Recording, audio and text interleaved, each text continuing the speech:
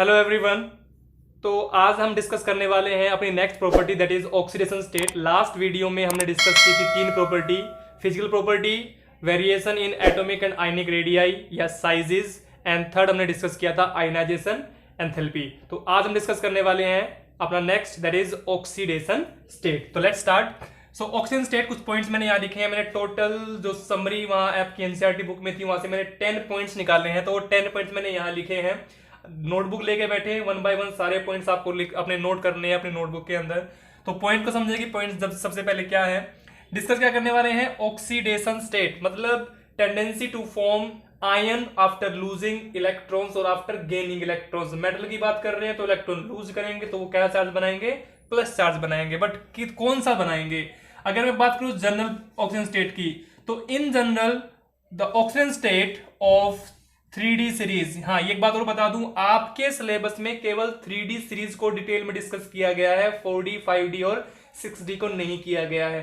आप जितनी भी प्रॉपर्टी पढ़ोगे मैक्सिमम प्रॉपर्टी आपको 3D सीरीज की ही मिलेंगी। ठीक है, तो मैंने यहां मेंशन भी कर दिया है oxygen state 3D series only. तो यहां मैंने पॉइंट बनाए हैं जो वो मैंने सारे केवल 3D सीरीज के ही बनाए हैं। ठीक है, क्योंकि यही आपके सिलेबस में इंक्लूडेड है डिटेल में। तो इन जनरल कहूं तो general oxygen state of 3D series क्या है, वो आपकी +2 से लेकर +7 तक है। मैंने कहा +2 से लेकर +7 तक, +3 भी बनेगी, 4 भी बनेगी, 5 भी बनेगी, 6 भी बनेगी, 7 भी बनेगी।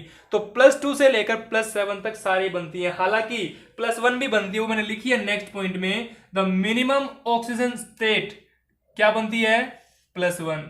मिनिमम ऑक्सीडेशन स्टेट क्या बनती है, +1। और वो केवल एक अकेला एलिमेंट है, कौन, कॉपर। वो केवल किसकी बनती है, कॉपर की। तो कॉपर आपका वैसे दो स्टेट बनाता है, एक +1 बनाता है और एक +2 बनाता है। या कह दूं कि कॉपर आपका क्यूप्रस की फॉर्म में होता है और क्यूपरिक की फॉर्म में होता है, जैसे आपका फेरस और फेरिक होता है। ठीक है, तो ये +1 और +2 दोनों स्टेट बनती हैं, बट +1 केवल कॉपर ही बनाएगा पूरी सीरीज के अंदर। नेक्स्ट क्या है, एलिमेंट्स जो इस 3D सीरीज के अंदर होंगे दे आर हाईली स्टेबल।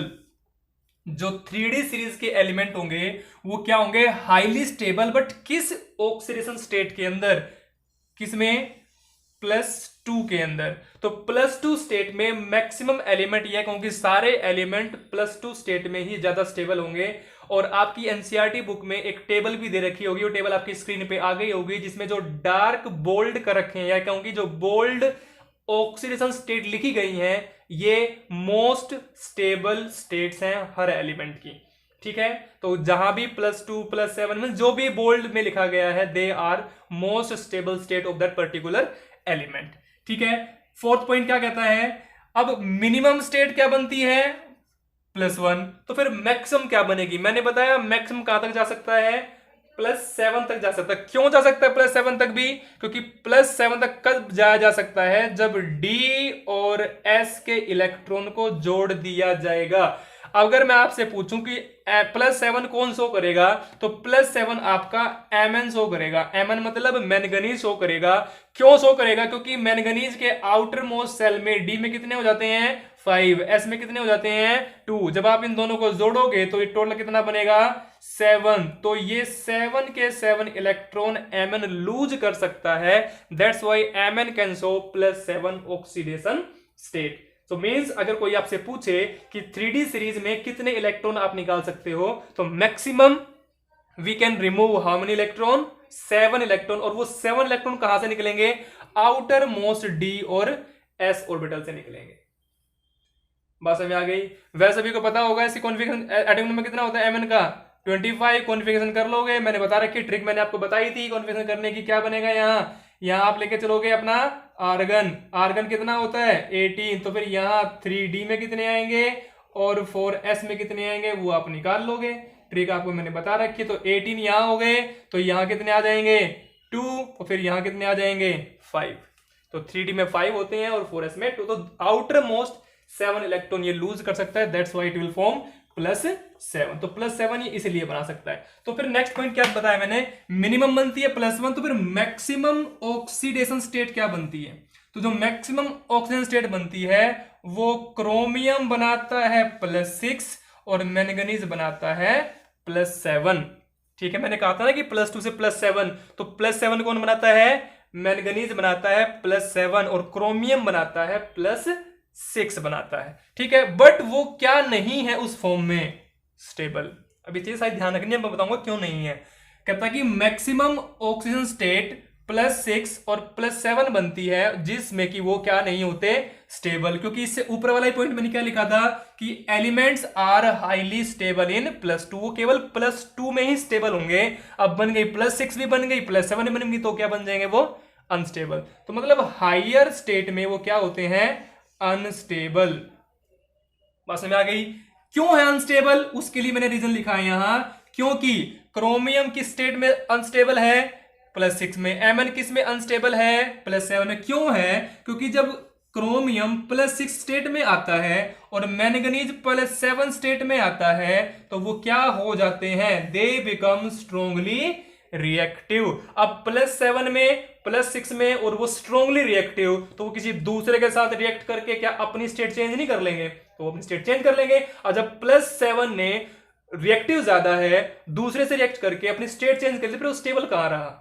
तो स्ट्रोंगली रिएक्टिव का मतलब क्या है? In +7 and +6 they are less stable, more reactive. More reactive है तो लेस स्टेबल होंगे, और लेस स्टेबल होंगे तो अपने आप को क्या बनाएंगे? स्टेबल। तो अपने आप को दूसरे के साथ रिएक्ट करवा के अपनी स्टेट डिक्रीज कर लेंगे। कोशिश करेंगे किस में जाने की? +2 में जाने की। I think it is clear to you. 5th point क्या है? वेनेडियम जो है वो आपके कौन कौन से एलिमेंट बनाता है और कौन कौन से नहीं बनाता है?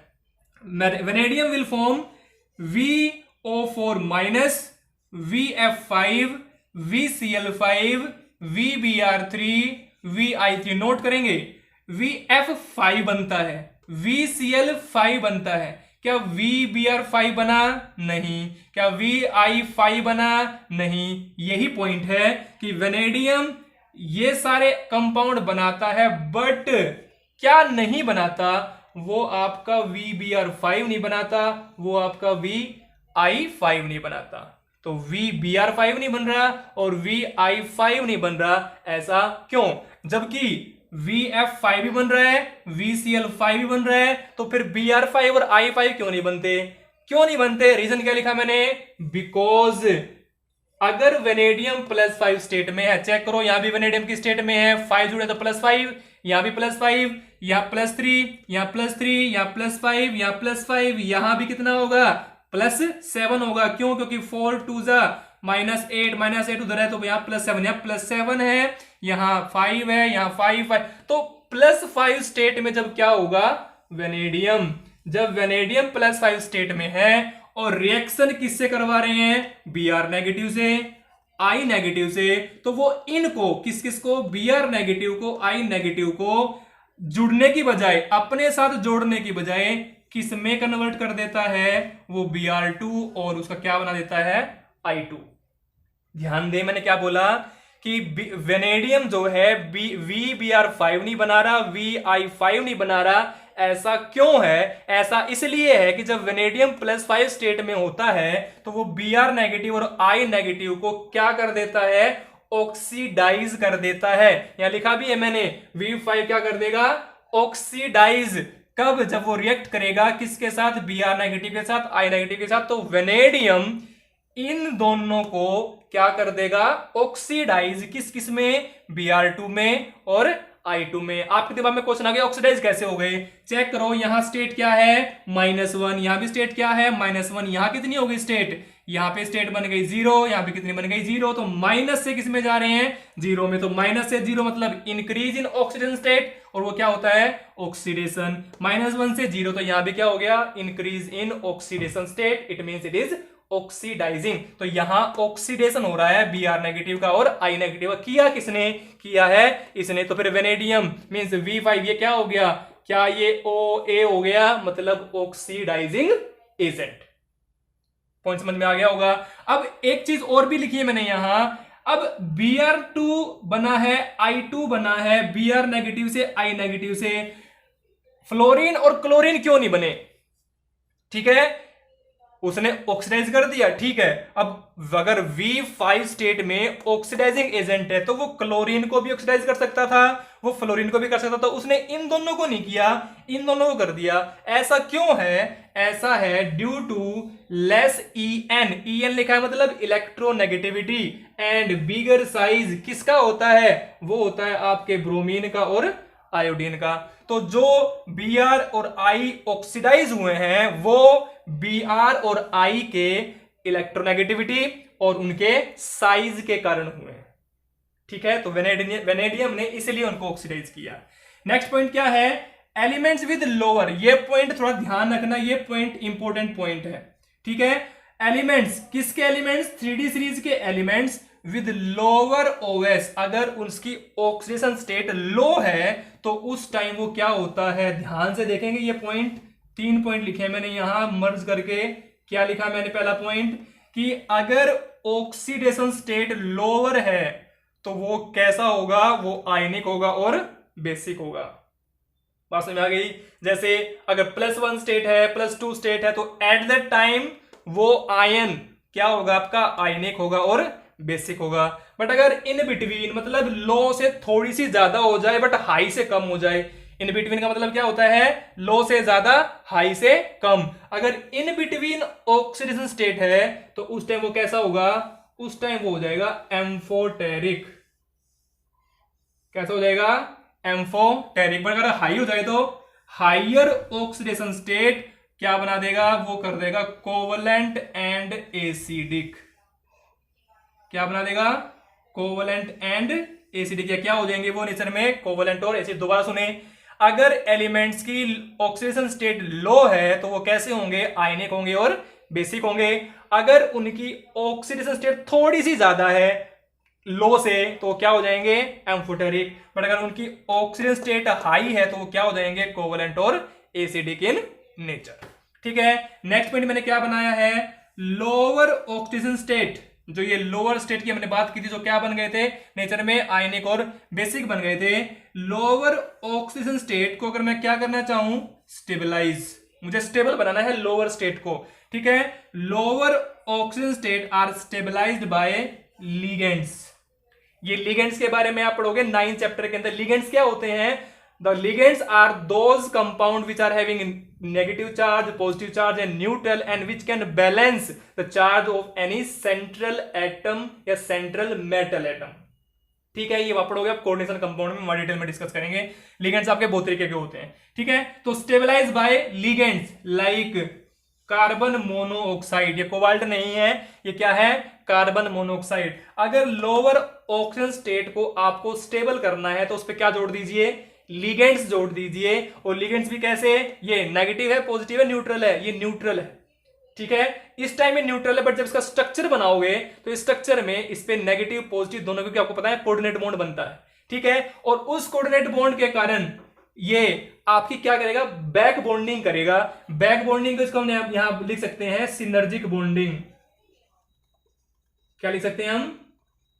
Synergic bonding. सिनर्जिक बॉन्डिंग बोल दीजिए या बैक बॉन्डिंग बोल दीजिए, ये आपको 9th चैप्टर में क्लियर होगी कि ये बॉन्डिंग क्या होती है, वहां डिटेल में डिस्कस की गई है। अभी केवल क्या याद रखें कि lower oxidation state are stabilise by ligands like carbon monoxide. But अगर हाइयर को स्टेबल करना हो, higher oxidation states are stabilised by fluorine and oxygen. दोबारा सुने ध्यान से, मैंने क्या बताया आपको? मैंने आपको यह बताया कि अगर लोअर ऑक्सीडेशन स्टेट को स्टेबलाइज करना है तो क्या जोड़ दो? लिगेंड्स जोड़ दो लाइक कार्बन मोनोऑक्साइड। बट अगर हाइयर स्टेट को स्टेबलाइज करना है तो क्या जोड़ना पड़ेगा?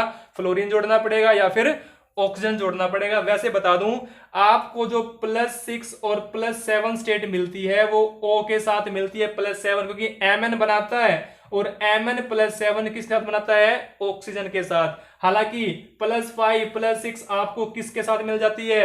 आपको फ्लोरीन के साथ मिल जाती है। डिस्कस करूंगा जब मैं हैलाइड्स डिस्कस करूंगा इसके, ठीक है। जब मैं इसके आगे पॉइंट बनाऊंगा कि क्या क्या कैसे कैसे ये रिएक्शन करते हैं और किस किस स्टेट में ये शो होते हैं, ठीक है।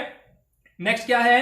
Stability of oxidation state depends, मतलब अगर किसी ऑक्सीजन स्टेट को आप स्टेबल करना चाहते हो, ध्यान सुनना मैंने क्या कहा, मैंने ये कहा कि if you want to stable any oxidation state, तो वो डिपेंड करता है किस किस पे डिपेंड करता है, वो वेरियस एंथैल्पीज पे डिपेंड करता है। मतलब अगर मैं किसी ऑक्सीजन स्टेट को स्टेबल बनाना चाहूं तो उसके लिए बहुत सारी एनर्जी अफेक्ट करेंगी। कौन कौन सी मैंने लिखा यहां, आयनाइजेशन एनर्जी या enthalpy, electronegativity, enthalpy of atomization, delta atom H लिखा है मतलब enthalpy of atomization, delta sublimation H मतलब enthalpy of sublimation, delta hydration H मतलब enthalpy of hydration, and any extra also there means ATC, ATC मतलब extra energies are also required there, that enthalpy of fusion हो गई, enthalpy of atomization मैंने लिख दिया यहाँ पे, एंथैल्पी ऑफ सॉल्यूशन हो गई। तो मींस बहुत सारी एनर्जीज वहां लगती हैं अगर क्या करना पड़े, आपको स्टेबल करना पड़े किसी भी ऑक्सीडेशन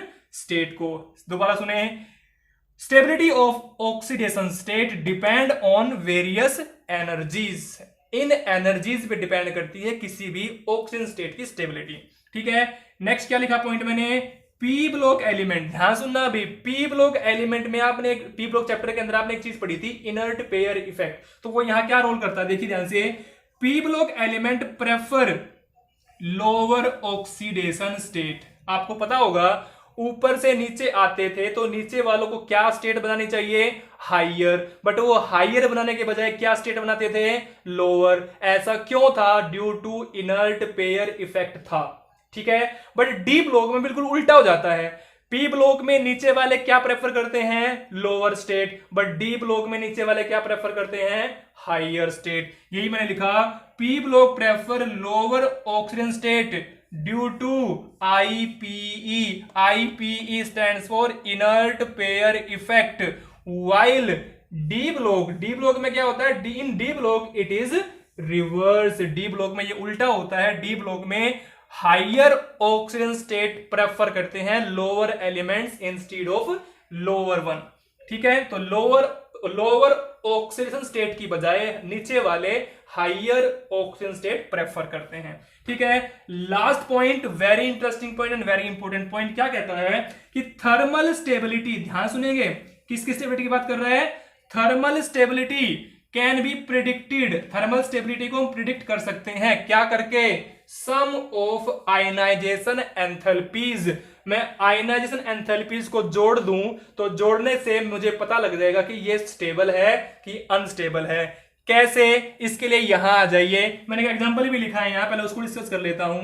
मैंने लिखा IE first plus IE second, किसकी, निकिल की मैंने दो इलेक्ट्रॉन निकाले, फर्स्ट इलेक्ट्रॉन निकाल दिया, सेकंड इलेक्ट्रॉन निकाल दिया, और जो एनर्जी मेरी लगी IE फर्स्ट IE सेकंड दोनों को मैंने जोड़ दिया, कितनी आई मेरे पास आई 2490, मतलब IE first plus IE second of nickel कितनी है, 2490 किलो जूल पर मोल। और उसी तरीके से IE first and IE second of PT means platinum, कितनी आई मेरे पास आई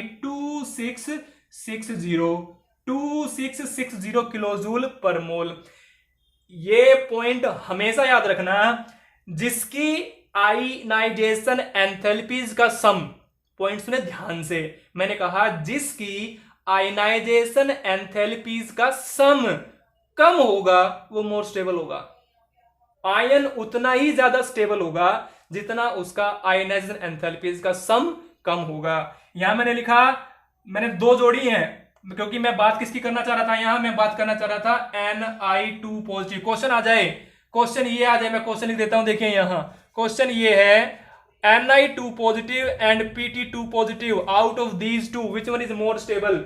और आपको क्या दी गई हो, आपको आयनाइजेशन एंथैल्पी सम दिया गया हो दोनों का, तो इन दोनों में ज्यादा स्टेबल कौन है, तो बता दूं दोनों में ज्यादा स्टेबल कौन है, निकिल 2 पॉजिटिव ज्यादा स्टेबल है। रीजन क्या उसके पीछे, कि इनकी जो आयनाइजेशन एंथैल्पीज का सम है IE first IE second of nickel कितना बनता है 2490, जो कि कम है किससे, पीटी की, पीटी कितनी है 2660, तो उससे कम है, जिसकी कम होगी वही ज्यादा क्या होगा, स्टेबल, वही ज्यादा क्या होगा, स्टेबल। हालांकि अगर मैं आपसे ये पूछूं कि Ni4 plus and Pt4 plus इस टाइम ज्यादा स्टेबल कौन है, इस टाइम निकिल को मत बोल देना, क्योंकि इस टाइम ज्यादा स्टेबल कौन है, Pt4+। दोनों में Pt4+ स्टेबल क्यों है, क्योंकि इसकी आयनाइजेशन एंथैल्पी कौन कौन सी, IE1 plus IE2 plus IE3 plus IE4, मतलब यहां 4 आयनाइजेशन एंथैल्पी जोड़नी पड़ेगी, क्योंकि कितने इलेक्ट्रॉन निकले हैं, 4। यहां भी कितने जोड़नी पड़ेगी, 4 जोड़नी पड़ेगी। और अगर आप जब चेक करोगे तो निकिल की जो आयनाइजेशन एंथैल्पी निकलती है वो आपकी 11,280 किलोजूल अराउंड, अप्रोक्सीमेट बता रहा हूं, किलोजूल पर मोल के अराउंड होती है। बट अगर मैं पीटी की चेक करूं तो ये 9328 किलोजूल पर मोल के बराबर होती है। इसकी होती है 9328, इसकी होती है 11280, मतलब वो 11,280 है और ये 9,328 है। तो कम किसकी, कम है पीटी की, जिसकी कम है वही ज्यादा स्टेबल। ठीक है, so that is your last point. ध्यान में क्या रखना है, lesser the sum means less the sum of ionisation enthalpy more will be the stability, वो उतना ही ज्यादा क्या होगा, stable. So that is all about oxidation state of 3D series. Now we are going to discuss next is chemical reactivity and E naught values. E naught stands for electrode potential value. So now after discussing oxidation state, our next heading is there chemical reactivity and E naught values in 3D series. मैं पहले से बता दूं कि 3D series के अंदर ही discuss करेंगे, 4D 5D 6D में डिस्कस नहीं करेंगे, क्योंकि एक ही सीरीज आपके सिलेबस में डिटेल में डिस्कस की गई है। तो ये हमें पढ़ना है। हालांकि आपकी बुक में ऑक्सीजन स्टेट के बाद जो या आयनाइजेशन एंथैल्पी के बाद जो नेक्स्ट हेडिंग वहां मिलेगी that is trends in M2 positive to M standard electrode potential. ठीक है, ये आपको हेडिंग मिलेगी, बट वो इसी के अंदर आती है। ध्यान से समझेंगे सारे पॉइंट्स तो वो सारी चीजें कवर करूंगा, बट मैंने मेन हेडिंग क्या बनाई है, chemical reactivity and E nought values of 3D series. So let's start. तो सबसे पहले ई नोट वैल्यूज क्या होती हैं इसके बारे में पता होना चाहिए। 3D सीरीज का तो आपको पता है, तो ई नोट वैल्यूज क्या है, ई नोट वैल्यू का दूसरा नाम क्या है, स्टैंडर्ड इलेक्ट्रोड पोटेंशियल।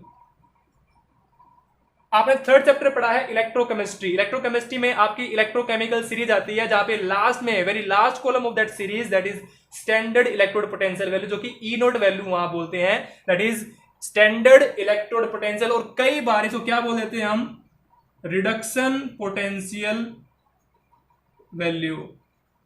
क्या बोल देते हैं, रिडक्शन पोटेंशियल बोल देते हैं, या स्टैंडर्ड इलेक्ट्रोड पोटेंशियल बोल देते हैं, या फिर स्टैंडर्ड रिडक्शन इलेक्ट्रोड पोटेंशियल बोल देते हैं। तो होना क्या है, एक्चुअल में रिडक्शन होना है। कैसे होना है वो चीज नोट करनी है। आपको पता है आपके पास दो ट्रेंड डिस्कस होने हैं।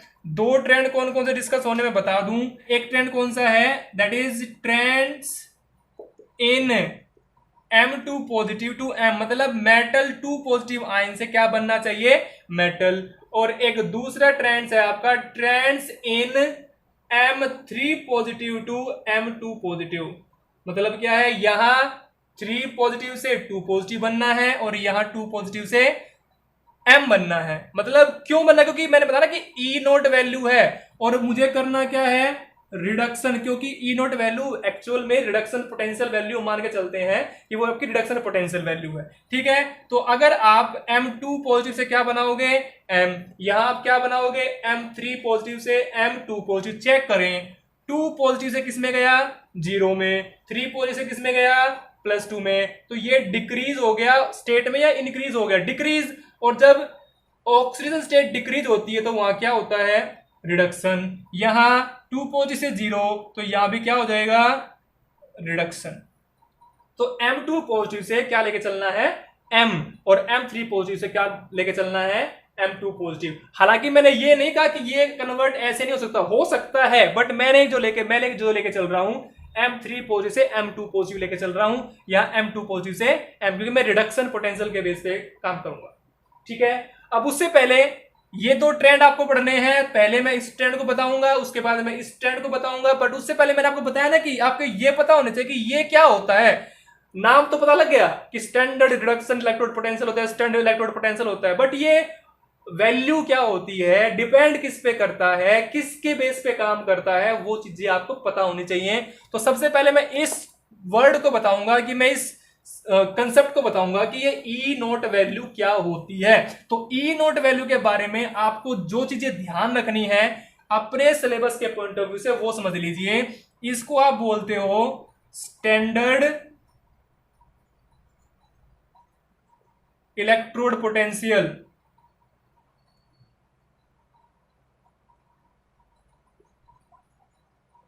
Standard electrode potential. और जो स्टैंडर्ड इलेक्ट्रोड पोटेंशियल होता है ना किसी भी मेटल का या किसी भी मेटल आयन का, तो वो तीन चीजों पर डिपेंड करता है।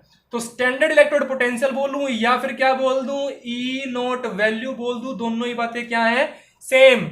ये डिपेंड करती है, डिपेंड्स ऑन 3 एनर्जीज। ध्यान दे मैंने क्या लिखा, जो ई नोट वैल्यू होती है या इलेक्ट्रोड स्टैंडर्ड इलेक्ट्रोड पोटेंशियल होता है वो डिपेंड करता है 3 एनर्जीज के ऊपर। अब वो 3 एनर्जी कौन कौन सी हैं, ध्यान से सुनेंगे। It depends on 3 energies. First energy क्या है, डेल्टा सब एच, मतलब सब्लिमेशन एनर्जी या सब्लिमेशन एंथैल्पी। नेक्स्ट कौन सा होता है, डेल्टा आईईएच, ये क्या होता है, आयनाइजेशन एंथैल्पी। नेक्स्ट क्या होता है, डेल्टा हाइड्रेशन एच, ये क्या होता है, हाइड्रेशन एंथैल्पी। मतलब जो ई नोट वैल्यू होती है, ई nought value is totally dependent on these 3 energies. In 3 energies पे डिपेंड करती है। इनके सम पे बोल लीजिए या इनके वैल्यूज पे बोल लीजिए, आप उस पे डिपेंड करती है स्टैंडर्ड इलेक्ट्रोड पोटेंशियल या ई नोट वैल्यू। अब उस पे कैसे डिपेंड करती है, मैंने कहा ना आपको कि मुझे क्या बनाना है, मुझे M2 पॉजिटिव से M बनाना है। आप M से M2 पॉजिटिव भी बना सकते हो, इससे आप ये भी बना सकते हो, वो डिपेंड करता है। 11th क्लास में आपने एक प्रोसेस पढ़ी है, बोर्न हैबर प्रोसेस पढ़ी होगी। तो बोर्न हैबर प्रोसेस में क्या आया था, वहां पे आया था कि एक मेटल है किस फॉर्म में, सॉलिड फॉर्म में। अगर आप उससे क्या बनाना चाहो, उसका आयन बनाना चाहो, किस स्टेट में, एक्वस स्टेट में। किस स्टेट में, एक्वस स्टेट में। तो या तो आप डायरेक्टली क्या लिख दो यहां, डेल्टा एच, एंथैल्पी चेंज। क्या लिख सकते हो, मेटल सॉलिड से मेटल प्लस एक्वस बन गया, आपने क्या लिख दिया यहां, डेल्टा एच, मतलब एंथैल्पी चेंज हुआ। बट अगर मैं आपको स्टेप बाय स्टेप बताऊं, ये तो हो गई आपकी total enthalpy change takes place when metal solid convert into metal aqueous. But अगर मैं बात करूं किसके अकॉर्डिंग, बोर्न हैबर प्रोसेस के अकॉर्डिंग, ध्यान से सुनना, बोर्न हैबर प्रोसेस के अकॉर्डिंग, जिसको हम बोर्न हैबर साइकिल भी बोलते हैं, उसके अकॉर्डिंग क्या होता है, सबसे पहले मेटल सॉलिड कन्वर्ट होता है किस में, ये कन्वर्ट होगा मेटल गैस में। सबसे पहले किस में कन्वर्ट होगा, मेटल गैस। सॉलिड से मेटल गैस में कन्वर्ट होगा, मेटल का मेटल ही है, मेटल का मेटल ही है। सॉलिड से गैस में कन्वर्जन 9th क्लास में पढ़ा है, क्या बोलते हैं उसको हम, sublimation. Solid to gas, gas to solid क्या होता है, सब्लिमेशन। तो जब सॉलिड से गैस बनेगा तो यहां कुछ ना कुछ एंथैल्पी लगेगी और उस एंथैल्पी को नाम क्या दिया गया है, डेल्टा सब एच, मतलब एंथैल्पी ऑफ सब्लिमेशन। अब क्या कर दीजिए, अब जो मेटल गैस फॉर्म में है उसको क्या कर दीजिए, उसको आप आयनाइज कर दीजिए गैस फॉर्म में ही। मतलब मेटल के गैसियस स्टेट में से एक क्या निकाल दिया मैंने, इलेक्ट्रॉन। मेटल किस स्टेट में था, जीरो स्टेट में, यहां किस स्टेट में आ गया, प्लस। तो जीरो से प्लस में गया है मतलब इलेक्ट्रॉन निकला है, निकला है मतलब एनर्जी देनी पड़ेगी तो भी निकलेगा। इट मींस यहां जो एंथैल्पी आपकी आएगी वो आएगी डेल्टा आयनाइजेशन एंथैल्पी एच। अब बात करते हैं यहां की, यहां से यहां जब जाएगा तो क्या होगा, देखिए एक बार, किस फॉर्म में है, मेटल प्लस गैस की फॉर्म में है, मेटल प्लस एक्वस बन गया। गैस से एक्वस मतलब गैस में पानी ऐड किया होगा, और पानी ऐड करना क्या होता है, hydration enthalpy. So it is delta hydration enthalpy. आपने हैश लॉ पढ़ रखा है 11th क्लास में, हेजिसला या हेजला क्या कहता है? हेजला कहता है कि total enthalpy is the sum of enthalpies involved in this process. मैंने कहा डेल्टा एच टोटल भी मैं लिख सकता था, बट मुझे ये पता है कि टोटल जो एच है वो वेरियस एंथैल्पीज का क्या होता है? सम। तो हेजिस लॉ के अकॉर्डिंग अगर मैं इस बोर्न हैबर साइकिल को अरेंज करूं तो क्या बनेगा? Delta H is equal to delta sublimation H ये वाली plus delta I E H ये वाली, और प्लस में लास्ट वाली कौन सी एंथैल्पी है? Delta hydration enthalpy. कौन सी है? लास्ट वाली है आपकी डेल्टा हाइड्रेशन एच। तो ये टोटल एंथैल्पी निकलती है जब मैं सब्लिमेशन, आयनाइजेशन और हाइड्रेशन को ऐड कर देता हूं। इसलिए मैंने यहां लिखा था कि ये जो ई नोट वैल्यू है ये डिपेंड करती है किस किस पे? इन तीन एंथैल्पीज पे डिपेंड करती है, या तीन एनर्जी पे डिपेंड करती है, सब्लिमेशन, आयनाइजेशन एंथैल्पी और हाइड्रेशन एंथैल्पी। बात समझ आ गई होगी। तो ई नोट वैल्यू के बारे में जानने से पहले सबसे पहले आपको यह पता होना चाहिए कि ई नोट वैल्यू का दूसरा नाम क्या है? Standard electrode potential. ठीक है, और जो स्टैंडर्ड इलेक्ट्रोड पोटेंशियल है या ई नोट वैल्यू है वो तीन एनर्जीज पे डिपेंड करती है। कौन कौन सी तीन एनर्जी पे डिपेंड करती है? एंथैल्पी पे डिपेंड करती है। पहली सब्लिमेशन, दूसरा आयनाइजेशन और तीसरा हाइड्रेशन। अब ये जो तीनों एंथैल्पीज है ये कहां से आई हैं? भाई ये आई हैं आपकी जो टोटल एंथैल्पी है उसके ये सब पार्ट्स हैं। कैसे? बोर्न हैबर प्रोसेस आपने पढ़ी है 11th क्लास में, वहां आपने वेरियस एंथैल्पीज का जो सम किया था that was equal to total enthalpy या total energy involved in the process. तो वो मैंने क्या लिखी? Delta H. मैंने लिखा कि एम से एम प्लस बनना है तो क्या लगी होगी? डेल्टा पे जो डेल्टा एच है that is the sum of, ये सम है किनका? इन तीन एंथैल्पीज का। किससे पता किया हमने किया हेजिस लॉ से, या हैस लॉ बोल दीजिए या हेसिस लॉ बोल दीजिए, उससे हमने पढ़ रखा है 11th क्लास में।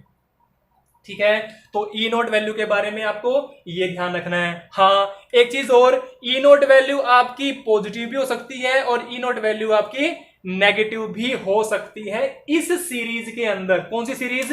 3D सीरीज के अंदर। वैसे बता दूं ऑलमोस्ट सभी की, टाइटेनियम से लेकर जिंक तक सभी की क्या होगी? नेगेटिव। केवल एक को छोड़कर, किसको छोड़कर? कॉपर को छोड़कर, क्योंकि कॉपर एक ऐसा एलिमेंट है इस सीरीज में जिसकी ई नोट वैल्यू क्या होती है? पॉजिटिव। कॉपर की जो ई नोट वैल्यू होती है दैट इज पॉजिटिव। और ये ही क्वेश्चन बोर्ड एग्जाम में, ये ही क्वेश्चन कॉम्पिटिटिव एग्जाम में पूछा जाता है।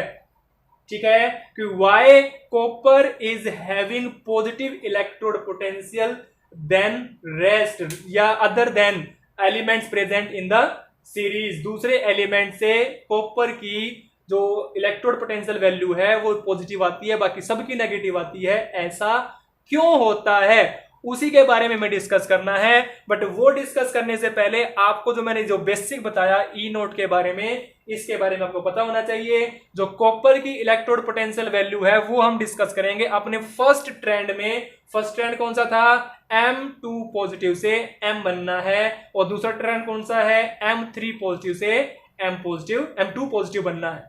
ठीक है, तो दोनों ट्रेंड को मैं डिस्कस करूंगा। Now let's begin with the first trend.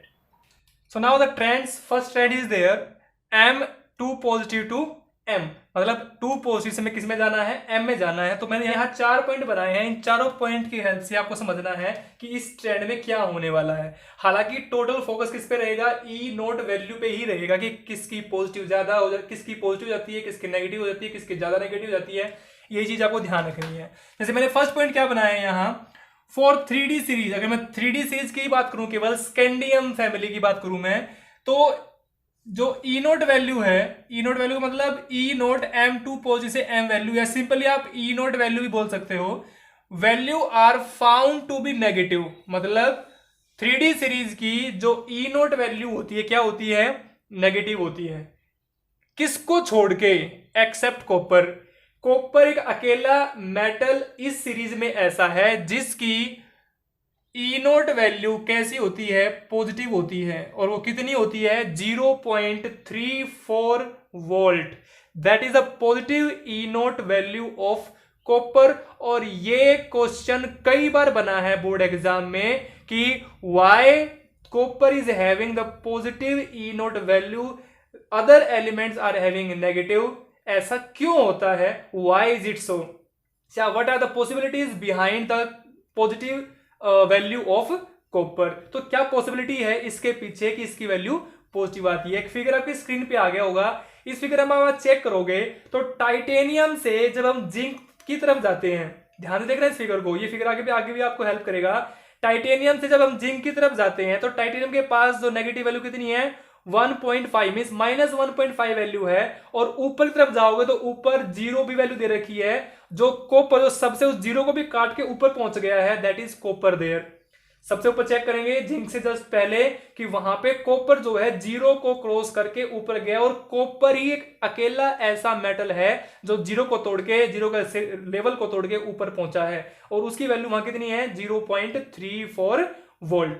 ठीक है, बट इस सीरीज में 3 चीजें और नोट करो आपको Mn, Ni और Zn, इन तीनों की वैल्यूज भी एज एक्सपेक्टेड क्या है, इनकी वैल्यूज पीछे वालों से कम होनी चाहिए, मतलब टूवर्ड्स पॉजिटिव होनी चाहिए, या ये कहूं कि इनकी लेस नेगेटिव होनी चाहिए, बट इनकी वैल्यू क्या हो जाती है मोर नेगेटिव। ये पॉइंट मैंने नीचे लिखा है, मैं इसको डिस्कस करूंगा कि वो वैल्यूज ज्यादा नेगेटिव क्यों हो जाती है। ध्यान सुने मैंने क्या कहा, Mn, zinc and nickel, these 3 metals are having more negative. ध्यान दें नेगेटिव वैल्यू है, बट जितनी होनी चाहिए थी उससे ज्यादा है। ऐसा क्यों, पहले लास्ट पॉइंट पे आ जाइए। The E nought value for Mn, Ni and Zn, मतलब मैंगनीज, निकल एंड जिंक, इन तीनों की वैल्यू क्या होती है मोर नेगेटिव। किससे, एक्सपेक्टेड से। जितनी हम एक्सपेक्ट कर रहे थे कि भाई इनकी वैल्यू, जगह मान के चलूंगी मैं एक्सपेक्ट कर रहा था कि -0.6 वैल्यू होनी चाहिए किसी एलिमेंट की, बट वो कितनी हो जाती है, हो जाती है -0.9। तो वो क्या है मोर नेगेटिव एज एक्सपेक्टेड कितनी थी 0.6 -0.6, बट हो कितनी गई -0.9। तो एक्सपेक्टेड जो हमारी एक्सपेक्टेशन है या हमारी जो एक्सपेक्टेड वैल्यू है उससे ज्यादा नेगेटिव आ जाती है, और वो किसके कारण आती है, मैंने रीजन लिखा, ध्यान समझना। ये पॉइंट कई बार क्वेश्चन की फॉर्म में पूछ लिया जाता है। कैसे पूछ लिया जाता है कि the E nought values Mn, Ni and zinc are more negative than expected, why. Question कैसे पूछ लिया जाएगा कि जो ई नोट वैल्यू है Mn, निकल और जिंक की, वो मोर नेगेटिव है देन एक्सपेक्टेड, क्वेश्चन मार्क, और पीछे लिख देगा वाई। ऐसा क्यों होगा, ऐसा किस लिए होगा, ऐसा इसलिए होगा because of stable 3D5 configuration and stable 3D10 configuration and more negative delta hydration enthalpy। ध्यान देना यहाँ तीनों चीजों पे। मैंने क्या कहा कि अगर Mn2 पॉजिटिव स्टेट आप चेक करोगे तो Mn2 पॉजिटिव स्टेट की जो कॉन्फ़िगरेशन होगी वो क्या होगी, आर्गन 3D5 4s0, और आपको पता है 3D5 क्या होती है, हाफ फील्ड स्टेबल कॉन्फ़िगरेशन होती है। तो यहां से इलेक्ट्रॉन निकालना थोड़ा सा मुश्किल हो जाता है, वो निकालना, इलेक्ट्रॉन ऐड करना, उस कॉन्सेप्ट को आप छोड़ ही दीजिए। आपको केवल क्या याद रखना है कि इनकी ज्यादा नेगेटिव क्यों होती है, क्योंकि स्टेबिलिटी शो करते हैं 3D5 में कौन, Mn2 पॉजिटिव, और स्टेबिलिटी शो करता है कौन, Zn2 पॉजिटिव। कब, जब उसके अंदर कितने होते हैं 3D10 होते हैं। और जो डेल्टा हाइड्रेशन एंथैल्पी होती है निकिल की, वो क्या होती है मोर नेगेटिव। दोबारा सुने, जिंक मैंगनीज और nickel more negative E nought value show करते हैं, that is totally because of Mn2 positive stable हो गया 3D5 में, Zn2 पॉजिटिव स्टेबल हो गया 3D10 में, और निकिल का जो कंसेप्ट है that is based on more negative hydration enthalpy. ठीक है, तो ये दोनों चीजें आपको ध्यान रखनी इस फिगर की हेल्प से जो मैंने आपको दिखाया अभी। ठीक है, तो फर्स्ट पॉइंट क्या हो गया कि सबकी वैल्यू किसमें होगी, नेगेटिव में। किसकी होगी, पॉजिटिव होगी, केवल कॉपर की पॉजिटिव होगी। और जो कॉपर की, ये भी क्वेश्चन बनता है, ये भी क्वेश्चन बनता है। कैसे क्वेश्चन बनता है, all elements of 3D series showing positive negative oxidation state, why copper is showing positive oxidation state, या why the E naught value of copper is positive, while others are having negative E nought value. इसका answer मैंने यहां लिखा है because, ध्यान देना सब कुछ यही लिखा गया, आपको बुक में जाने की जरूरत भी नहीं पड़ेगी, सारे नोट्स यहीं से बन जाएंगे। बिकॉज सम, किसका सम? आयनाइजेशन एंथैल्पीज का सम।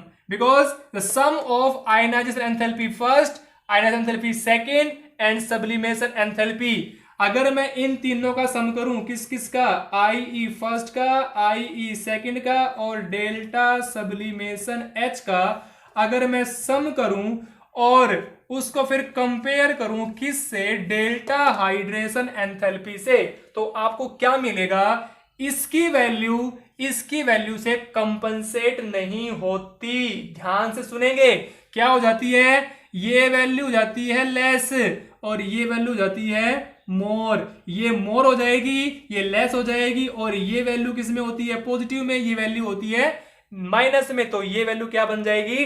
पॉजिटिव। यही हुआ। उसने क्या कहा? सम of IE first, IE second and delta sublimation H does not compensate by delta hydration H, उसके साथ कंपनसेट नहीं कर पाती। ठीक है, तो एक क्वेश्चन आपका यहां से बनता है, एक क्वेश्चन आपका यहां से बनता है। ऐसे नहीं कि और कहीं से क्वेश्चन नहीं बनेगा, एक क्वेश्चन और बनेगा, देख बताऊंगा अभी कैसे। बट उससे पहले सेकंड पॉइंट पे आ जाइए। दिस नेगेटिव वैल्यू, कौन सी नेगेटिव वैल्यू? सभी की कैसी वैल्यू आती है? नेगेटिव वैल्यू आती है सभी की। So this negative value decrease from titanium to zinc. मैंने अभी फिगर दिखाया था, दोबारा देखिए। उस फिगर के अंदर टाइटेनियम से ऊपर जा रही है लाइन, टाइटेनियम के पास वैल्यू कितनी है? नियर अबाउट -1.5, बट ऊपर कितनी जा रही है? ऊपर जा रही है प्लस में। अब आपको से तो बढ़ रही है, अरे भाई हम नेगेटिव वैल्यू की बात कर रहे हैं। नेगेटिव वैल्यू -1.5 से ऊपर गई है 0 की तरफ, तो नेगेटिव वैल्यू घट रही है कि बढ़ रही है? नेगेटिव वैल्यू डिक्रीज हो रही है। कौन सी वैल्यू बढ़ रही है? पॉजिटिव वैल्यू बढ़ रही है। हम बात किसकी कर रहे हैं? नेगेटिव वैल्यू की। तो negative value decrease from titanium to zinc. ऐसा क्यों होता है? जब डिक्रीज होगी तो ध्यान देना वहां इंक्रीज होगा, किस में? सम of IE first and IE second में। मान लीजिए IE फर्स्ट और IE सेकेंड का जो सम है अगर वो कम है, मैंने क्या कहा? IE फर्स्ट और IE सेकेंड का जो सम है अगर वो कम है तो वो वैल्यू क्या होगी? More negative. बट अगर IE फर्स्ट और IE सेकेंड का जो सम है वो क्या है? ज्यादा है, तो वो क्या होगा? Less negative. इसलिए मैंने लिखा कि जो सम होता है वो क्या कर जाता है? इंक्रीज। अगर सम कर गया इंक्रीज तो वैल्यू क्या हो जाएगी? लेस। किसकी? Negative value. बात समझ में आ गई? तो ध्यान में क्या रखना है? ध्यान में केवल ये रखना है कि अगर सम IE फर्स्ट और IE सेकेंड का सम अगर बढ़ता है तो E nought value less negative होती चली जाएगी, या negative value of E nought घटती चली जाएगी। ठीक है, नेक्स्ट पॉइंट क्या है? Due to the positive value of copper, copper की वैल्यू कैसी आई थी? पॉजिटिव आई थी। Due to the copper positive copper value it does not react with acids. ये तो आपने 8th क्लास में पढ़ रखा है, copper is not reactive with acid at all, but दो को छोड़ के, किस किस को छोड़ के? HNO3 को छोड़ के और हॉट कंसंट्रेटेड H2SO4 को छोड़ के। जितने भी मेटल हैं एसिड के साथ मिलके क्या निकालते हैं? Hydrogen gas. ध्यान रखना क्वेश्चन बन सकता है, copper does not liberate hydrogen gas when react with acid. ध्यान से सुनेंगे इस चीज को कि कॉपर जब रिएक्ट करता है एसिड के साथ, और वो रिएक्ट भी किन एसिड से करता है? 2 एसिड मैंने बताए, HNO3 and hot concentrated H2SO4. When copper is reacting with these two, it does not liberate hydrogen gas. तो फिर क्या बनाता है? It liberate water या it form water. ये water बनाता है, हाइड्रोजन गैस नहीं बनाता। पर बाकी जितने भी दूसरे एसिड मेटल से रिएक्ट करते हैं वो सब क्या बनाते हैं? हाइड्रोजन गैस लिबरेट करते हैं। जैसे मैं एक एग्जांपल ले लूं, एग्जांपल के तौर पे अगर मैं लिखूं, मैंने यही लिख देता हूं, मैंने लिया Na प्लस में लिया H2SO4, क्या बनेगा? क्या बन जाएगा? Na2SO4 प्लस H2, क्या हाइड्रोजन गैस निकल गई? निकल जाती है। Metal with acid. बट अगर मैं यहां क्या ले लूं, यहां मैंने ले लिया Cu क्या यहाँ हाइड्रोजन गैस निकलेगी? नहीं। ध्यान देना, यहाँ क्या बनेगा? यहाँ बनेगा वाटर, हाइड्रोजन गैस नहीं निकलेगी। बाकी चीजें आप कंपैरिजन कर लीजिए। CuSO3 बन जाएगा यहाँ से, या CuSO4 ही बना लीजिए, और प्लस में SO2 बाहर निकल जाएगा। तो कहने का मतलब क्या है, Cu जब रिएक्ट करेगा SO4 के साथ, H2SO4 के साथ, तो यहां से कॉपर सल्फेट SO3 बाहर निकलेगा, बट साथ में क्या निकलेगा? साथ में वाटर निकलेगा। ये चीज आपको ध्यान रखनी है, ठीक है। तो ये आपको कंसेप्ट याद रखना पड़ेगा कि क्या कुछ हो सकता है जब कॉपर रिएक्ट करेगा H2SO4 के साथ या HNO3 के साथ। कंसेप्ट मैंने बताया, when H2SO4 या HNO3 react with copper, it does not liberate hydrogen gas, it liberate water, या it form water। बट दूसरे मेटल क्या करते हैं? वो हाइड्रोजन गैस लिबरेट करते हैं। तो क्या बनाया मैंने पॉइंट देखिए, due to positive value of copper it does not react with acid and not liberate hydrogen. React नहीं करेगा एसिड से तो क्या नहीं बनाएगा? Hydrogen. But copper can react, but copper react कर सकता है किसके साथ? HNO3 के साथ एंड हॉट कंसंट्रेटेड H2SO4 के साथ, और गिव क्या देगा? ये आपको वाटर देगा। बात समझ में आ गई? तो वाटर देगा, H2 गैस नहीं देगा। फोर्थ पॉइंट मैंने आपको बता दिया ऑलरेडी कि जिंक, मैंगनीज एंड निकल ये तीनों मोर नेगेटिव वैल्यू शो करते हैं एज एक्सपेक्टेड। ऐसा क्यों होता है? That is due to the stable configuration in Mn2 positive 3d5, stable configuration in Zn2 positive 3d10, and due to the more negative delta hydration enthalpy इन निकल। ठीक है, so that is the trend in M2 positive to M। कल हम discuss करेंगे trend in M3 positive to M2 positive. मिलते हैं अपनी next video में।